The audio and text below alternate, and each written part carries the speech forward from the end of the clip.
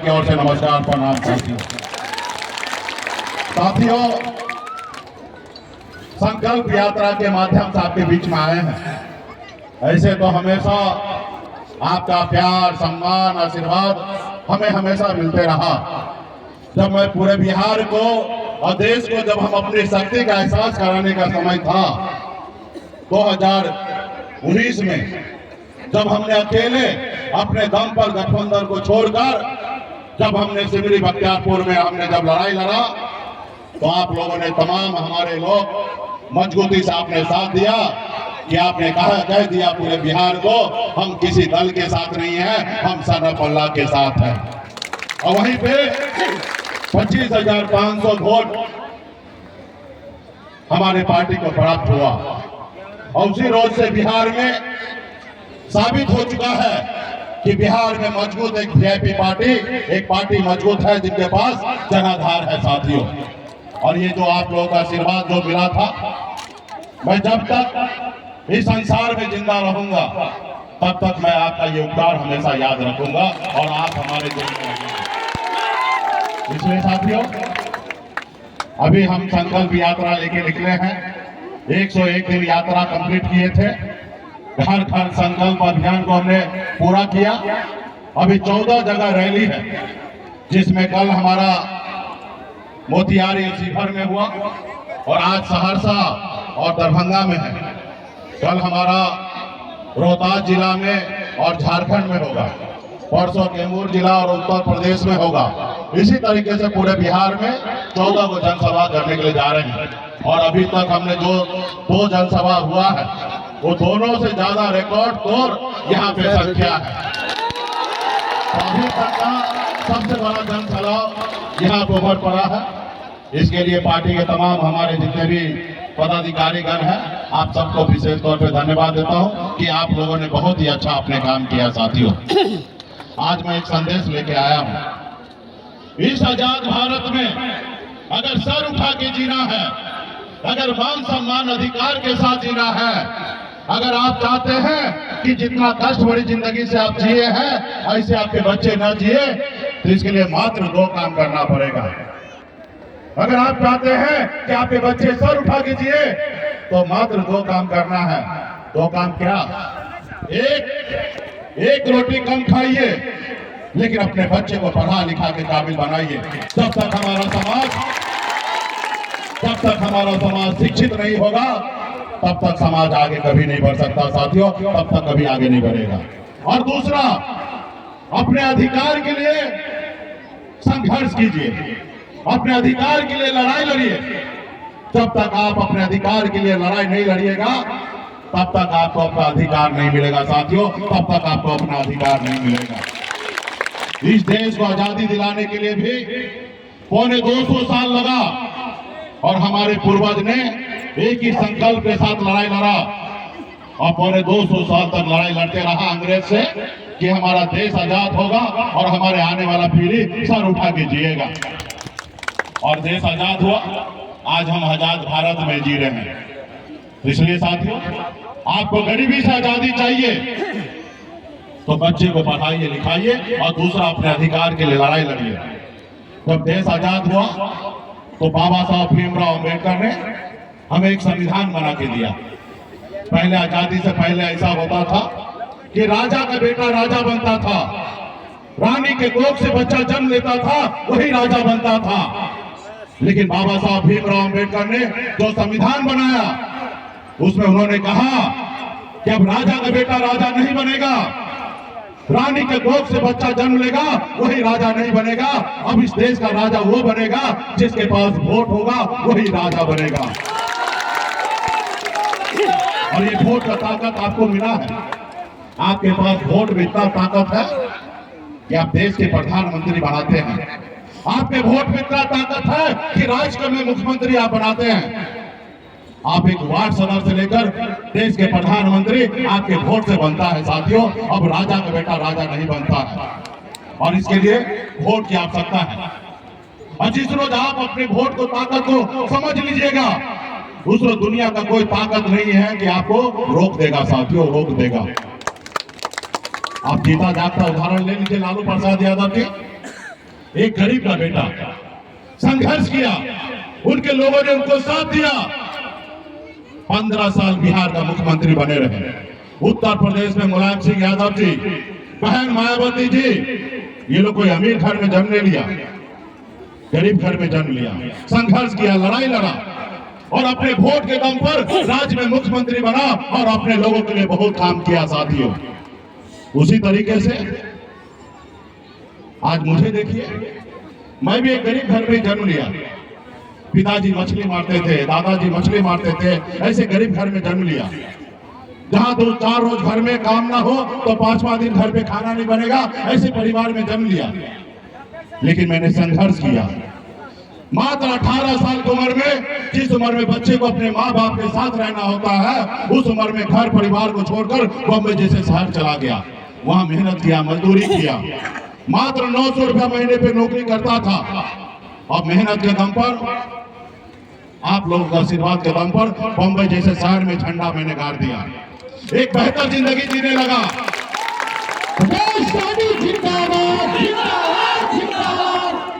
एक बेहतर जिंदगी जीने लगा। फिर मैंने देखा कि लोग कहां से कहां पहुंच गया है। लोग चांद पे घर बनाने के लिए सोच रहा है, लेकिन आज भी इस धरती पर हमारे लोगों के लिए रहने के लिए घर नहीं है, उनके घर पे जाने के लिए रास्ते नहीं है। आज भी हमारे लोगों के बच्चा बीमार पड़ता है तो इलाज का अभाव में मर जाता है। फिर मैंने बॉम्बे का ऐशोआराम जिंदगी को छोड़कर बिहार में लड़ाई लड़ने लगा, संघर्ष करने लगा। आज मेरी लड़ाई है कि देश एक है, देश के संविधान एक है, देश के प्रधानमंत्री एक है। फिर मेरे साथ अन्याय क्यों हो रहा है? आज बंगाल में चले जाइए, दिल्ली में चले जाइए, वहां पे बिन बेलदार, नुनिया, मला, चाय, तियर, बनपर, निषाद के सभी 2200 कुड़ी को वहां पे आरक्षण मिल रहा है, एससी का दर्जा मिला हुआ है। लेकिन बिहार में नहीं मिला है। अगर हम लड़ाई लड़ते या वो ईमानदार होता जो दिल्ली में बैठे हैं तो हमें आरक्षण दे दिया होता। और आरक्षण अगर मिल गया होता तो आज हमारे समाज में बीडीओ होता, सीओ होता, डॉक्टर होता, इंजीनियर होता, कलेक्टर होता, एसपी होता। लेकिन नहीं है। आज यूपी, बिहार, झारखंड में जाइए, एक निषाद का बेटा कलेक्टर नहीं है। इसका जवाबदेही कौन है? एक वो जो दिल्ली में बैठे हैं वो दोषी है, और दूसरा आप है और हम है कि अपने हक अधिकार के लिए हमने संघर्ष नहीं किया, लड़ाई नहीं लड़ा साथियों। काश अगर हमारे समाज में भी लालू प्रसाद यादव जी जैसे नेता जन्म लेते, संघर्ष करते, लड़ाई लड़ते, आज निषाद को आरक्षण मिल गया होता। आज निषाद का बेटा भी कलेक्टर होता साथियों, निषाद का बेटा भी कलेक्टर होता।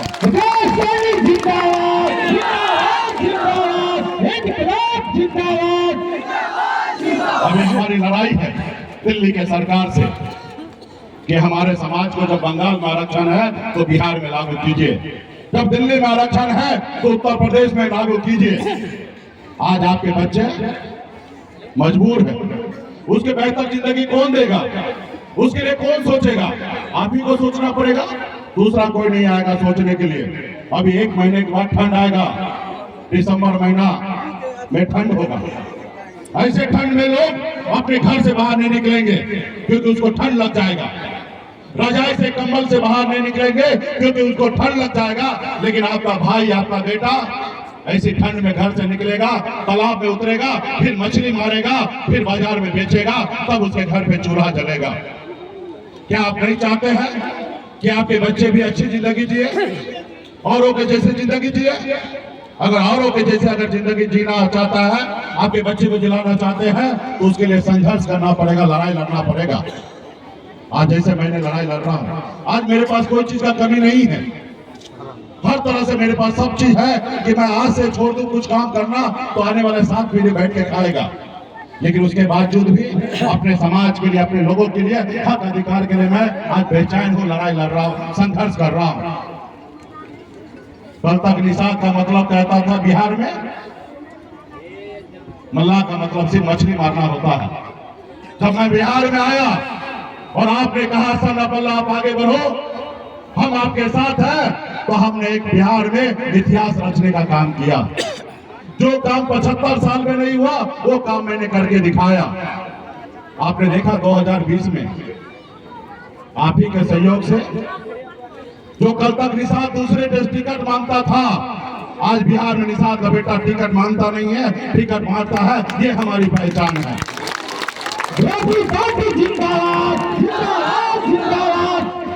आपने देखा 2020 में 4 विधायक हमने बनाया। बिहार में जब सरकार बना, यूं कह दीजिए कि मुख्यमंत्री जी शपथ लिए, अगर हम समर्थन नहीं देते तो बिहार का मुख्यमंत्री नीतीश कुमार नहीं बनता। ये हमारे पास पावर था। लोगों को बताया कि मल्लाह का मतलब मछली मारना नहीं होता, मल्लाह का मतलब होता है नेतृत्व करना भी होता है। और मैंने पूरे बिहार को दिखाया। और ये काम कैसे हुआ? जब आपने हमें अपना भाई, जब आपने हमें अपना बेटा, जब आपने हमें अपना नेता माना, तब जाके ऐसा हुआ। अगर आप हमें साथ नहीं देते तो जैसे मैं बॉम्बे से आया, फिर मैं लौट के बॉम्बे चला गया रहता। जब मैं बिहार में डायरेक्ट रहा, आपने हमें अपना नेता माना, तब जाके मैंने ऐसा कर दिखाया। आज मुझे बहुत खुशी होता है कि देश का प्रधानमंत्री घबरा रहा है, देश के गृह मंत्री घबराता है एक निषाद मल्लाह के बेटा के डर से कि मुकेश सहनी क्या करेंगे। तो साथियों, हम लोग अपने हक अधिकार के लिए लड़ाई लड़ना पड़ेगा, संघर्ष करना पड़ेगा। यूं ही तो आप लोग हमारे साथ हैं। जो दुश्मन है वो बहुत चालाक है, वो नहीं चाहता है कि गरीब मजदूर मल्लाह का बेटा सर उठा के जिए, वो तो आपको गुलाम बनाना चाहता है। आपने देखा ना, 4 विधायक हमने बनाया, अपने लोगों के लिए काम कर रहा था।